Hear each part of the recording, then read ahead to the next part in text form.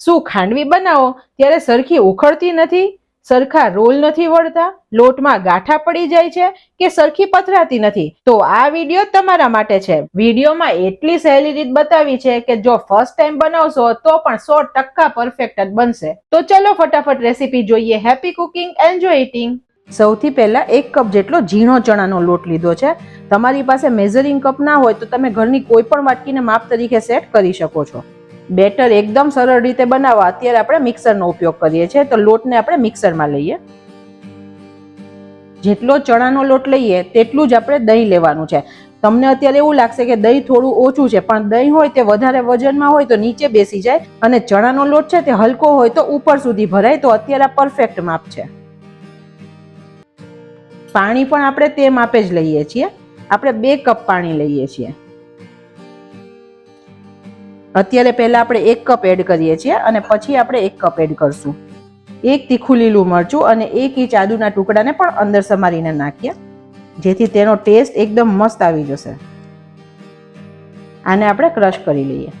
બનાવેલા મિશ્રણને આપણે ગાળી લઈએ. બેટર મિક્સરમાં બનાવો એટલે એકદમ સરસ ગાંઠા વગરનું અને ઝડપથી તૈયાર થઈ જશે. આમાં ફ્રેન્ડ્સ મરચાં અને આદુની ફ્લેવર તો આવી જ ગઈ છે અને તેનો જે ભાગ છે આખો તે નીકળી જશે, જેથી તે ખાવામાં નહીં આવે. 1 ચમચી જેટલું મીઠું એડ કરીએ. 1/4 ચમચી જેટલી હળદર એડ કરીએ. 2 પિંચ જેટલી હિંગ એડ કરીએ અને માપનું 1 કપ પાણી નાખવાનું બાકી હતું તે એડ કરીએ. આપણે સરસ મીઠું મિક્સ કરી દઈએ. આ થઈ ગયું આપણું ખાંડવીનું બેટર રેડી. તમે જુઓ તેની કન્સિસ્ટન્સી એકદમ પાણી જેવી છે. તમે જુઓ ચમચામાં બિલકુલ રહેતું નથી, તો આ પરફેક્ટ છે.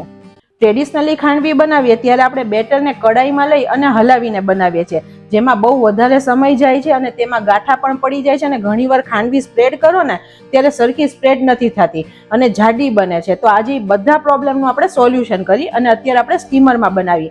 આનાથી જલ્દી બનશે. ફર્સ્ટ ટાઈમ બનાવશો તો પણ મસ્ત જ બનશે અને સ્વાદમાં કોઈ કોમ્પ્રોમાઇઝ નથી. સ્ટીમરની પ્લેટને આપણે ગ્રીસ કરી લઈએ.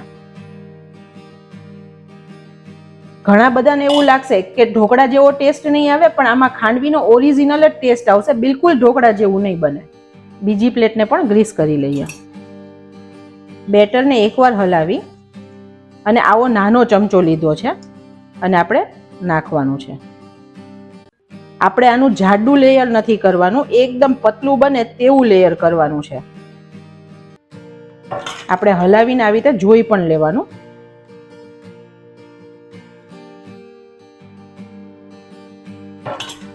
અત્યારે જો આખી પ્લેટ આવી રીતે કવર થઈ જાય છે, તો આટલું લેયર પરફેક્ટ છે. બીજી સાઈડ આપણું સ્ટીમર પણ રેડી છે. સ્ટીમરને આવી રીતે પહેલા તમે તૈયાર કરીને રાખશો તો બહુ જલ્દી ખાંડવી બની જશે. તમારે મૂકીને પણ જોઈ લેવાનું. ઇક્વલી અત્યારે બધે સ્પ્રેડ થઈ ગઈ છે, તો ઇક્વલ બરાબર અત્યારે બેટર છે. બીજી પ્લેટ માટે બીજું સ્ટીમર પણ રેડી કરીને રાખ્યું છે.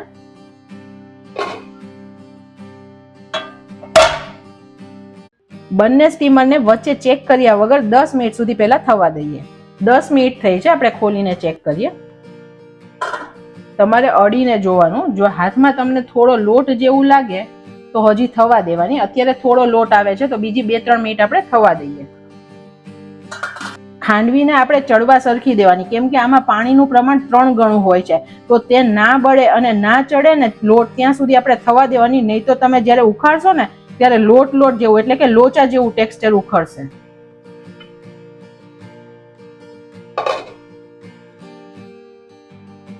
આ જુઓ, આપણે બિલકુલ હાથમાં સ્ટીક નથી થતી. તો આ અત્યારે કમ્પ્લીટ રેડી છે. આને આપણે 5 મિનિટ સુધી પંખામાં પૂરી ઠંડી થવા દઈએ. આપણે તેને કટ આપીએ.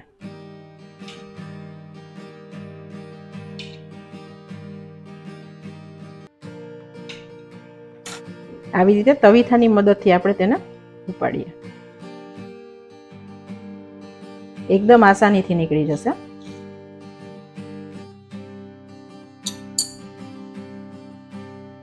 હવે આપણે તેનો રોલ વાળીએ.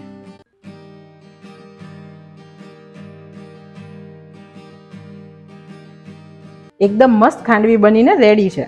કોઈ તો કે આ ખાંડવી આપણે ટ્રેડિશનલી નથી બનાવી, એક સજેશન આપું કે આવો કોઈ પતલી એજ વાળો હોય અને નાનો હોય ને તેવો તવીથો લઈ લેજો, તો તમને જ્યારે મીઠાઈના પીસ કરવા હોય અથવા આવી કોઈ પતલી વસ્તુ ઉપાડવી હોય ને ત્યારે એકદમ સરળતા રહેશે. આ ગમે તે વાસણની દુકાનમાં તમને મળી જશે. હવે આપણે ખાંડવીનો વઘાર કરીએ. 2 ચમચી જેટલું તેલ લઈએ છીએ.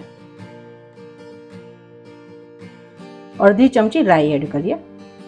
રાઈ આપણી ફૂટે પછી 1 ચમચી જેટલા તલ એડ કરીએ. 2 પિંચ જેટલી હિંગ એડ કરીએ અને લીમડાના પાન એડ કરીએ. આપણો એકદમ મસ્ત વઘાર રેડી છે. વઘારને આપણે ખાંડવી પર રેડીએ.